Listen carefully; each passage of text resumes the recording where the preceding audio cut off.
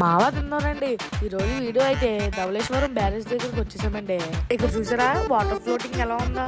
ఈ టైంలోనే వలస పొలస అవుతుందండి. మరి ఇక్కడైతే చాలా వెరైటీస్ చేపలు ఉన్నాయండి. ఈ చేపలు మరీ చిన్నగా ఉన్నాయని మా అమ్మని అడిగానండి ఏ చేపలో. మా అమ్మ అయితే షేర్బిన్ చేపలు అని చెప్పిందండి. మీరు ఎంతమందికి చేప తెలుసో కామెంట్ చేయండి.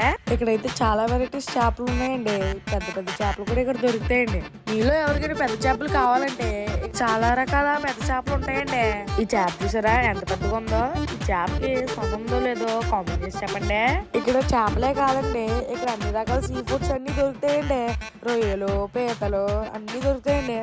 మొత్తానికి అయితే మేము చేపలు, రొయ్యలు కూడా తీసుకున్నామండి. అలా అయితే ఈ సండే అలా గడిచిందండి. ఈ అడ్రస్ ఎక్కడ అనుకుంటున్నారా? మన ధవళేశ్వరం బ్యారేజ్ వెనకాల ఉండదండి ఫిష్ మార్కెట్.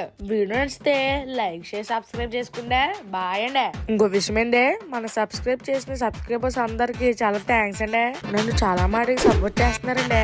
మీ సపోర్టింగ్ ఎప్పుడు నాకు ఉండాలని ఆశిస్తూ మరెన్నో వీడియోస్ కోసం సబ్స్క్రైబ్ చేసుకుంటే